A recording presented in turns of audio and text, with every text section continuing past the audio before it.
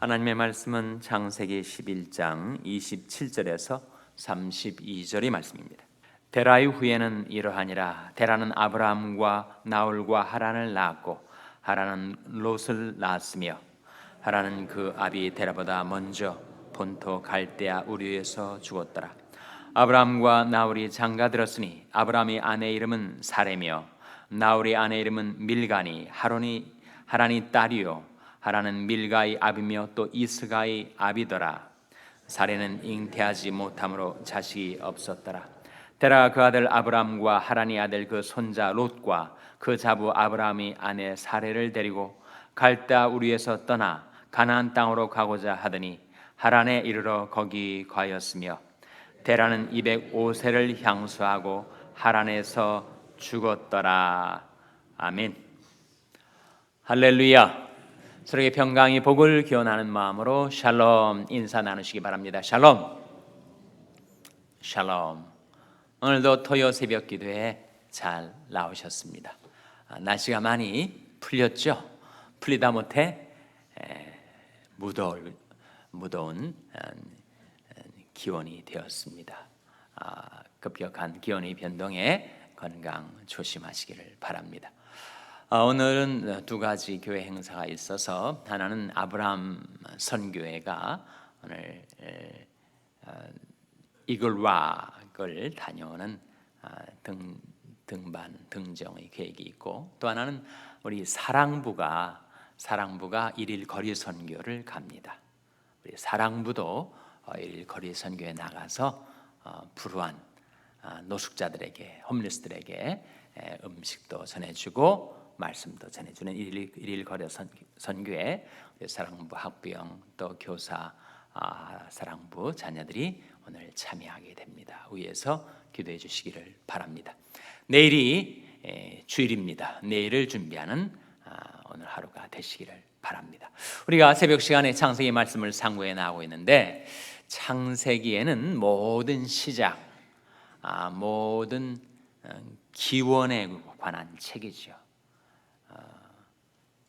지구와 우주가 어떻게 생성되었으며 인간과 만물이 어떻게 시작되었는가, 또 인간 세상에 들어온 죄의 시작은 어떻게 해서 생겨난 것인가,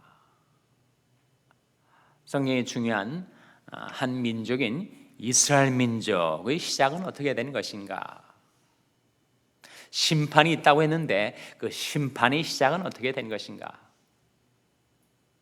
성경은 시작에 관한 책, 말 그대로 제네시스, 기원에 관한 책입니다.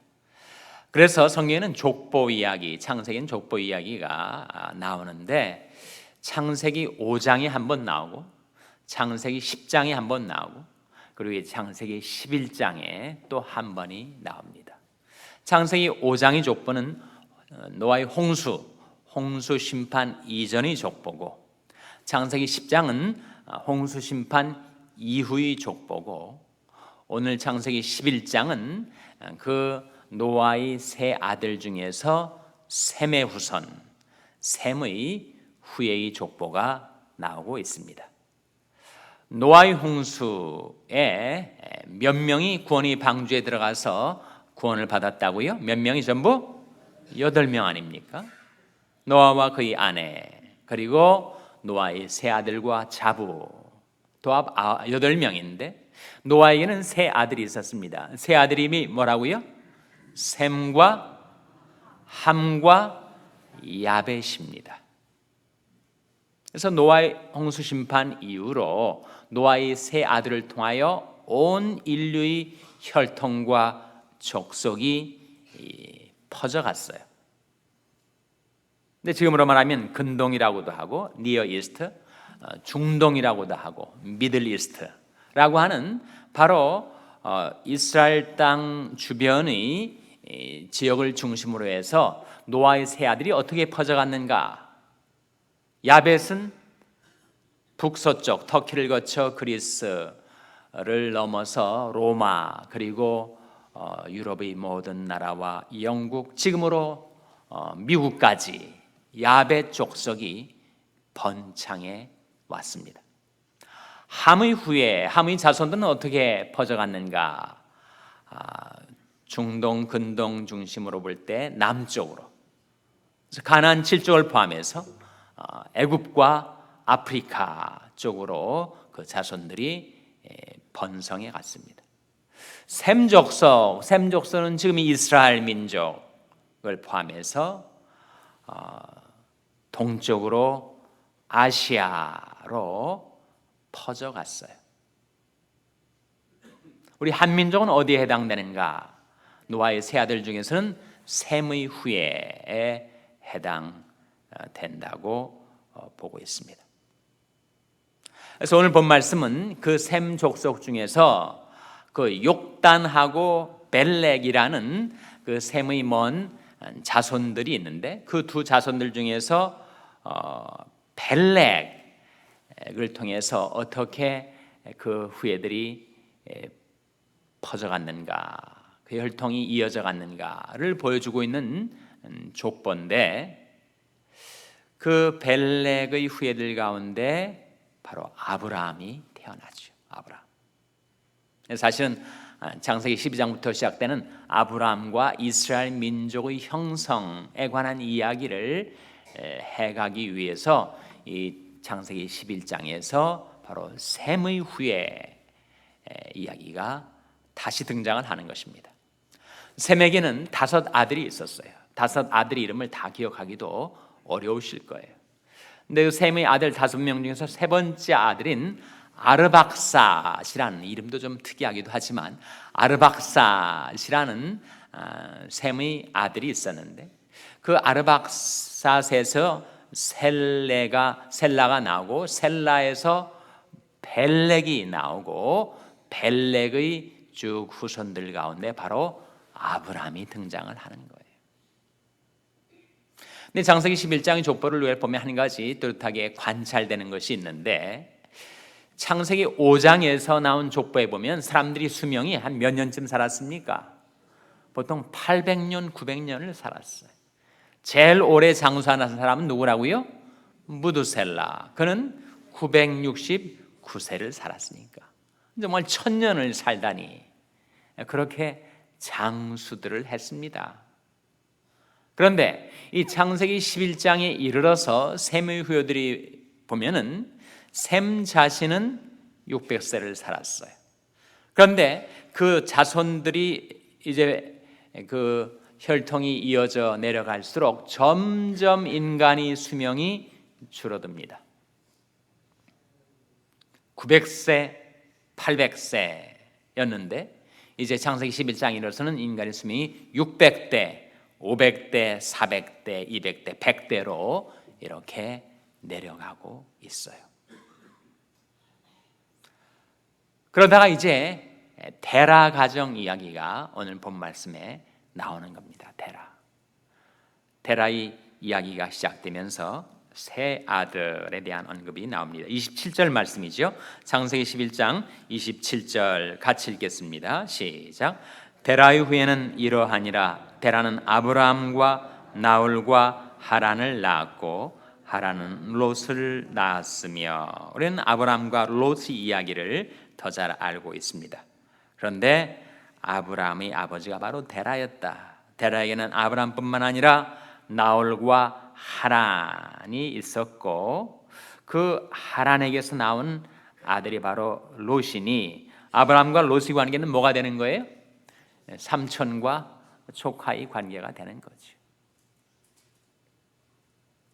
근데 데라라는 사람이 갈대아 우르 땅에 살다가 거기서 셋째 아들 하란이 죽었습니다. 아들을 앞세운 아버지가 된 거죠. 그래서 이 데라가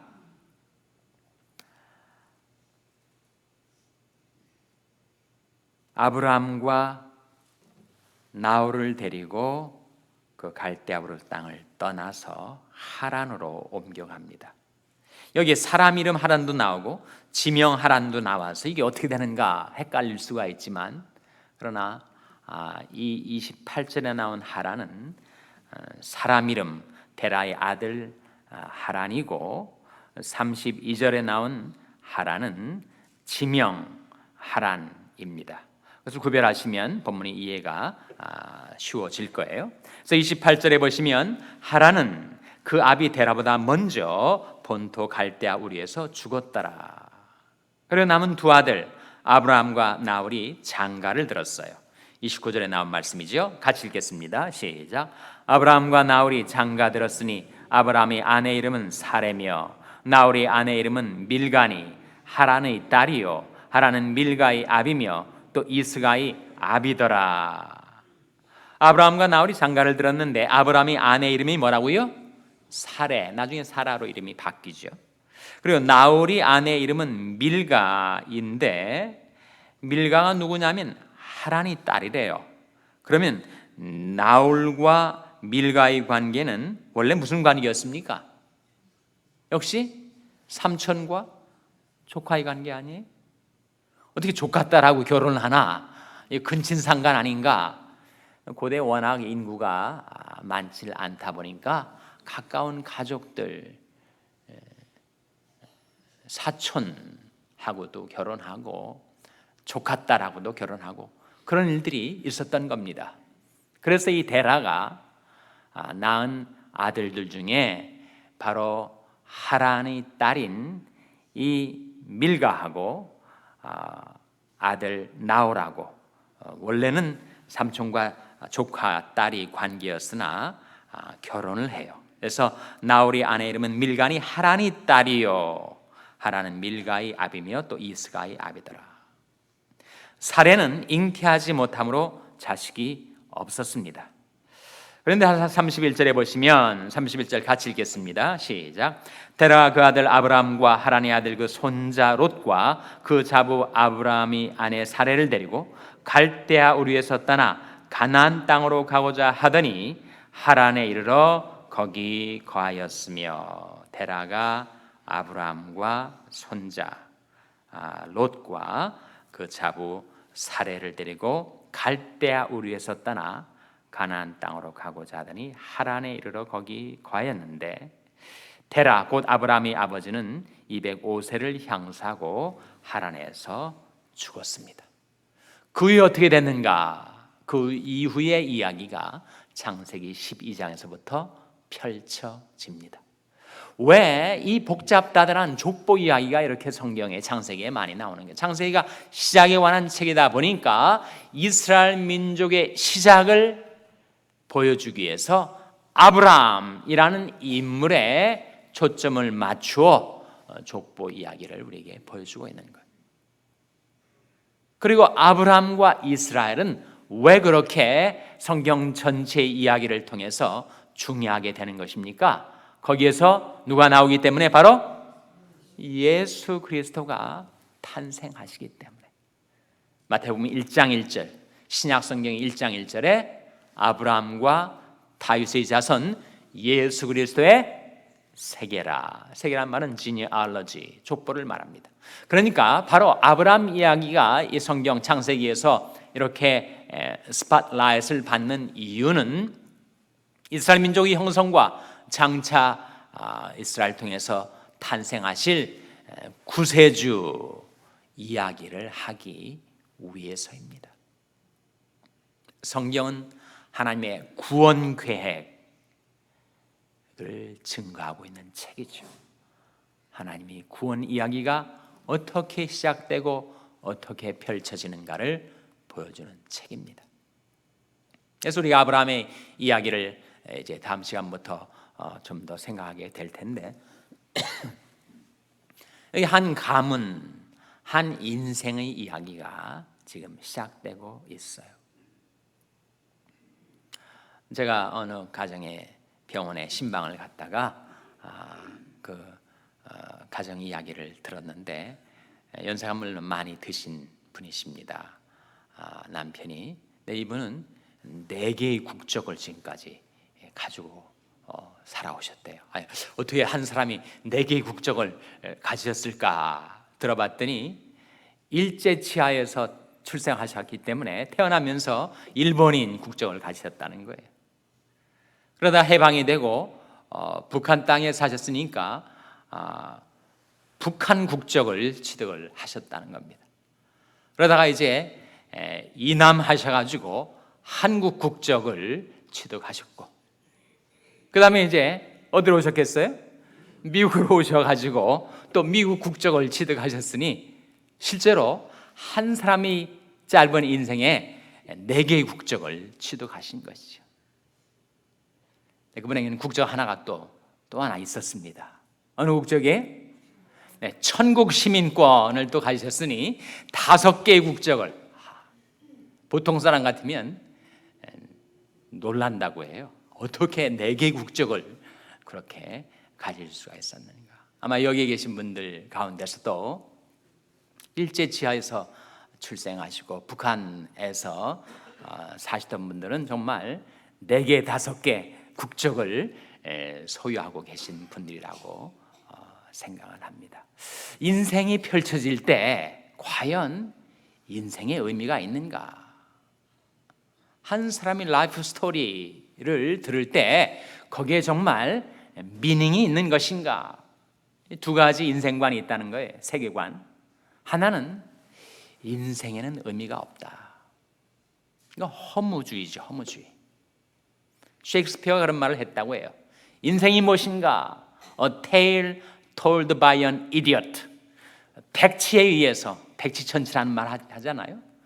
아무것도 모르는 백치에 의해서 이야기된 이야기다.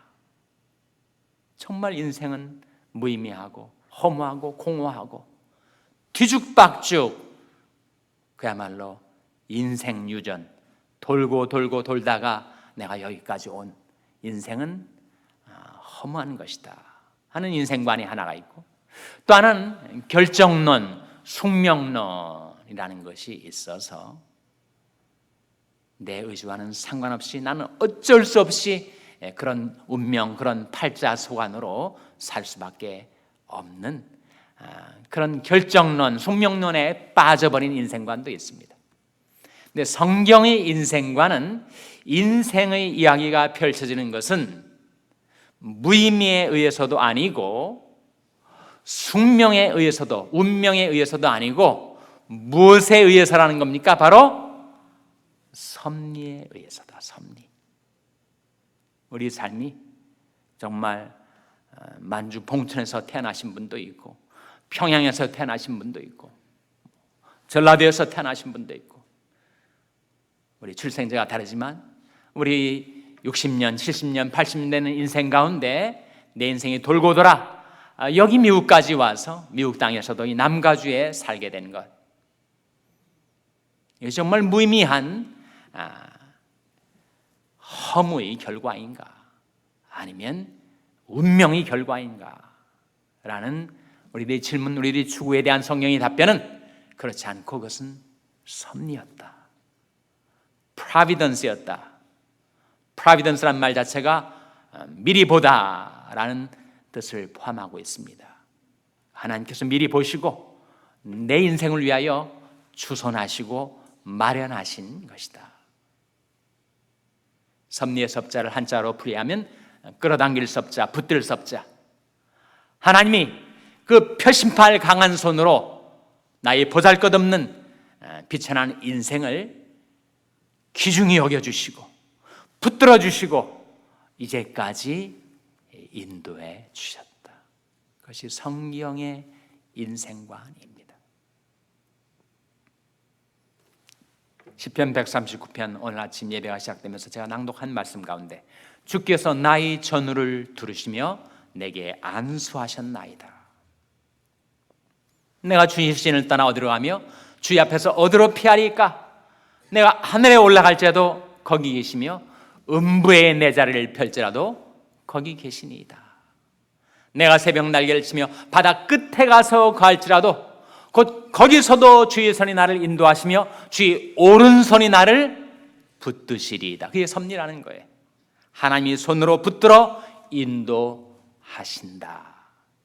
그것이 성경이 우리에게 보여주는 인생관입니다. 우리 인생의 이야기는 백치에 의해서 말해진 그런 테일도 아니고 어쩔 수 없이 꼼짝없이 그렇게 박혀져 있는 운명론, 숙명론, 결정론이 인생관도 아니고 우리 삶 속에서는 선하신 하나님, 인자하신 아버지께서 낮고 천한 나를 돌아보시고 마치 아브라함처럼 갈대아 울 땅에 살던 무명의 촌부, 그를 하나님께서 주목하시고 그를 손으로 붙드셔서 갈대아 울 위에서 하란에서 팔레스타인 땅으로, 거기에서 이스라엘 민족의 조상이 되도록, 그리고 믿음의 조상이 되도록 섭리하신 하나님의 섭리가 저와 여러분에게 미쳐 있는 줄로 믿습니다.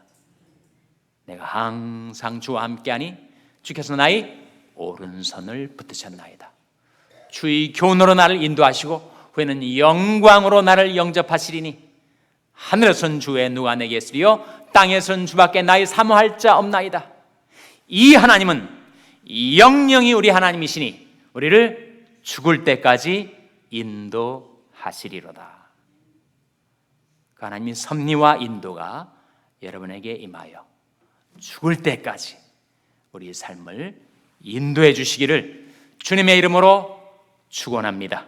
기도하시겠습니다. 오늘 말씀 기억하며 하나님, 저희들이 주님의 인도를 따라 살게 해 주시옵소서. 기도하시기 바랍니다. 우리 자녀들을 위해서 기도할 때 하나님의 섭리가 저희 자녀들에게 미쳐서 주님의 선하신 손길로 저희 자녀들이 가는 모든 삶을 인도하여 주시옵소서. 기도하시기 바랍니다. 병세 연약한 지체들 위해서 기도하실 때에도 이 세상에서 여러 가지 우여곡절을 당하지만 예수께서 인도하셨네, 찬송할 수 있게 해달라고 기도해 주시기 바랍니다. 우리 샬롬교회를 위해서 기도할 때 하나님, 저희 샬롬교회가 주님의 인도와 섭리를 따라 행하는 교회가 되게 해달라고 기도해 주시기 바랍니다. 여러분의 생업을 위해서 기도하시고 푸른 초장의 집 사역을 위해서 기도해 주시기를 바랍니다. 교육관 건립을 위해서 기도해 주시고 하나님, 이 아침에 하나님 앞에 나온 죄들 성령과 섭리로 인도해 주시옵소서. 이런 제목들 놓고 우리 합심해서 기도하겠습니다.